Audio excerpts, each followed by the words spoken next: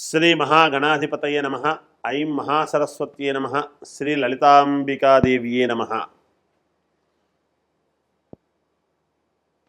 స్వస్తి శ్రీ పరాభవనామ సంవత్సర ఉగాది పండుగ పంచాంగ శ్రవణము అంటే మేము చేసేది పఠనం, మీరు వింటూ ఉండేటువంటిది శ్రవణం అని దీని యొక్క విధానం.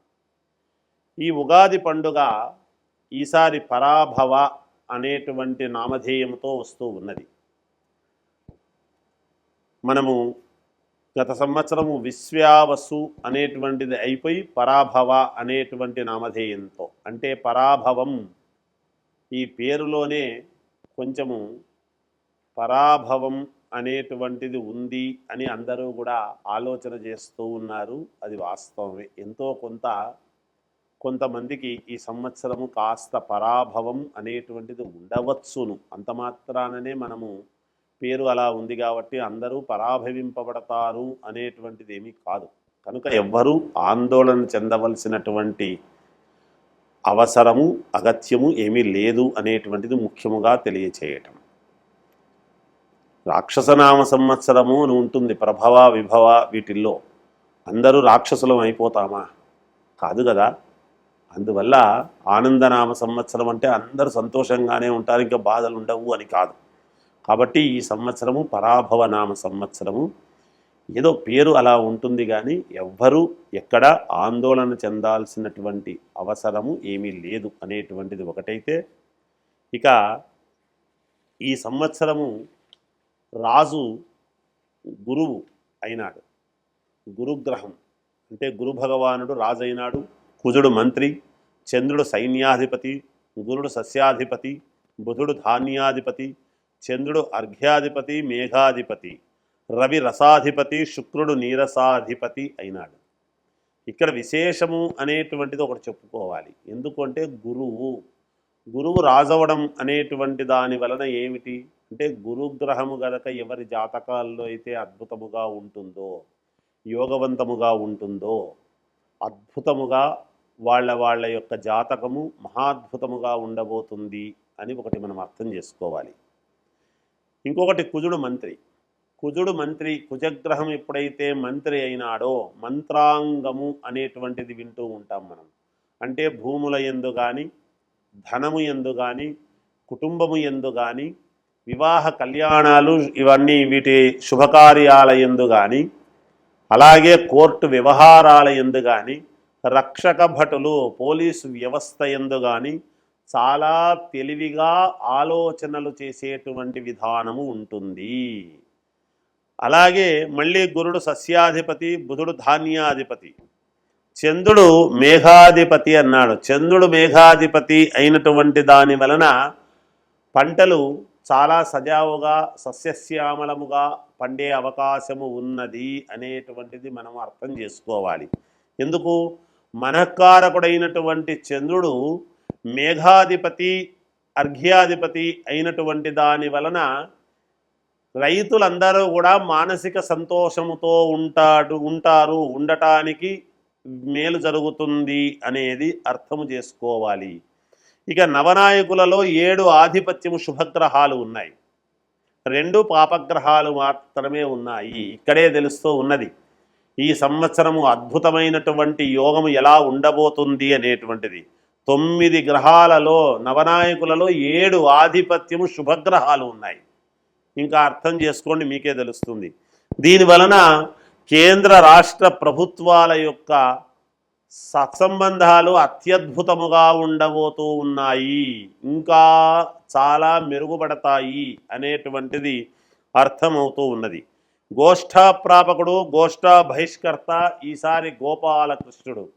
అంటే పశువులు, పాడి పంట అనేటువంటివి సమృద్ధిగా ఉంటాయి, పాలకు మంచి గిరాకీ వస్తుంది అనేటువంటిది తెలుస్తూ ఉన్నది. అలాగే గడ్డికి కూడా ధరలు పెరుగుతాయి అనేది అర్థమవుతూ ఉన్నది. రైతులకు ఈ సంవత్సరము చాలా అంటే చాలా బాగుండబోతున్నది అనేటువంటిది సుస్పష్టమవుతూ ఉన్నది.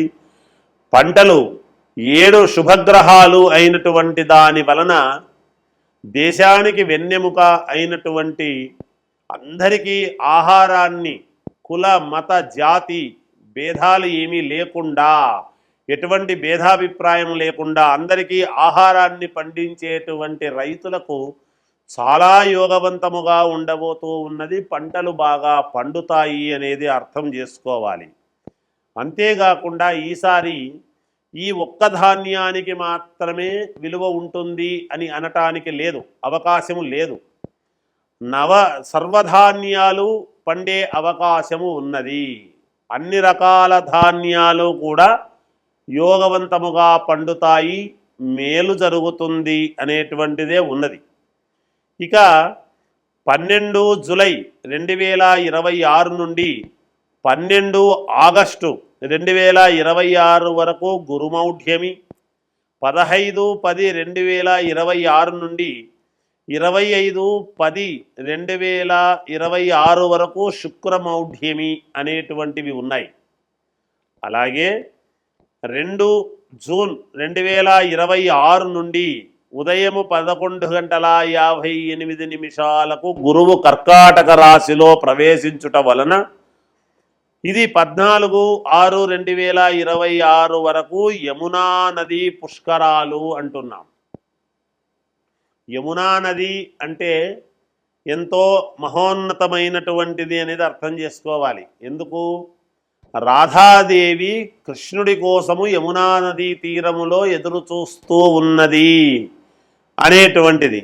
అటువంటి యమునా నదిలో గనక మనము ఎప్పుడైతే మనము ఈ పుష్కర సమయములో స్నానము చేసినామో భార్యాభర్తల గొడవలు కానీ, ప్రేమికుల యొక్క ఇద్దరి మధ్య ఉండేటువంటి ఆ అరమరికలు కానీ, అలాగే తల్లి కొడుకు, తండ్రి కొడుకు, అలాగే భార్యాభర్తల యొక్క ఇది అలా అందరికీ కూడా ప్రేమలు పెరుగుతాయి. రాధాదేవి యొక్క ప్రేమ కృష్ణుడి మీద ఎలా ఉంటుంది?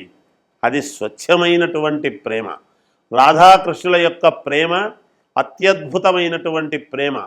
అటువంటి ప్రేమ అనేటువంటిది మూలమైనటువంటి ఒక పాట కూడా ఉన్నది. యమునా నదిలో నల్లనయ్యకై ఎదురు చూసినది రాధ అనేటువంటిది మనము వింటాము పాట. అందువలన అటువంటి యమునా నది పుష్కరాలు అనేటువంటివి రాబోతూ ఉన్నాయి. ఈ పుష్కరాలు అందరూ కూడా దాంట్లో పుష్కరాలు సందర్భముగా స్నానం ఆచరించి మీ యొక్క మనస్సుకు సంతోషము అనేటువంటిది కలిగించుకుందురుగాక. ఈ సంవత్సరము 4 తూముల వర్షము, 2 తూముల యొక్క గాలి విపరీతముగా ఉంటుంది అనేటువంటిది తెలియజేస్తూ ఉన్నాను. ఇది ఈ ఉగాది యొక్క విశేషము, పంచాంగము యొక్క సారాంశము అనేటువంటిది తెలియజేస్తూ జయోస్తు. వృషభ రాశి కృత్తిక 2, 3, 4 పాదాలు, రోహిణి 4 పాదాలు, మృగశిర 2 పాదాలు, ఆదాయము 5, వ్యయము 14, రాజపూజ్యత 5, అగౌరవము 4. ఈ రాశివారికి కార్యజయం, శుభకార్యాలలో పాల్గొనడం, ఏ కార్యము మీరు పట్టుకున్నా జయము కలుగుతుంది అనేటువంటిది మొదటిలోనే చెప్తున్నాను.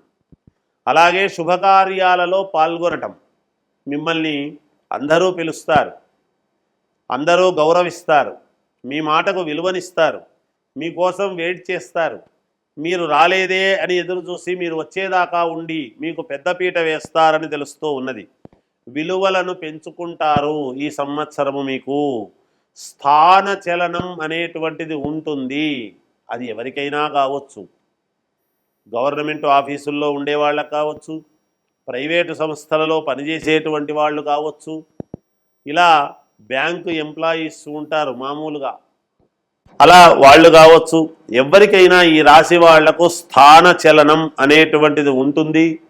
అంతేకాకుండా బంధు విరోధం, బంధువులతో కాస్త విరోధము లాంటిది ఏర్పడవచ్చును అనేటువంటిది సూచనప్రాయముగా తెలుస్తూ ఉన్నది.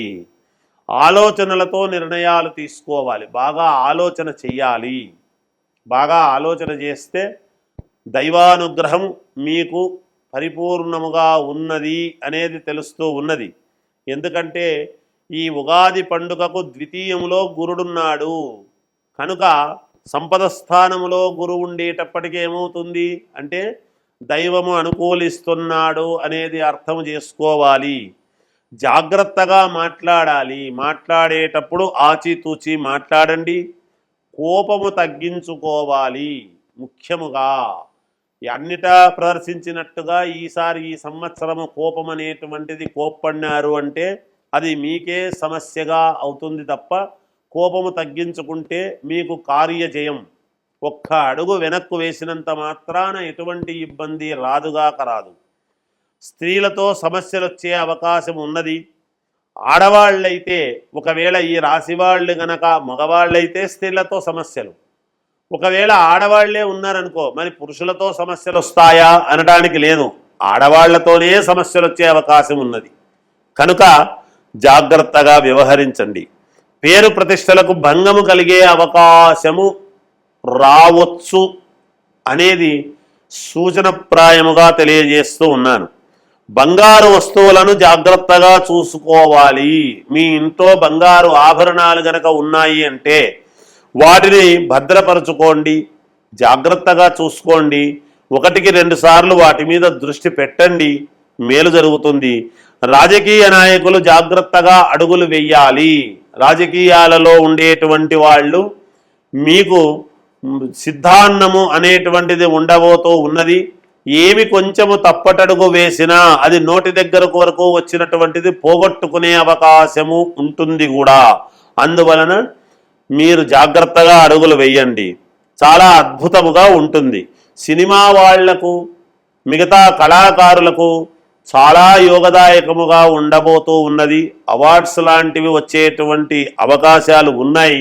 కనుక ఆచితూచి అడుగులు వేయండి, మేలు జరుగుతుంది. ఈ విద్యార్థులకు యోగదాయకముగా ఉన్నది.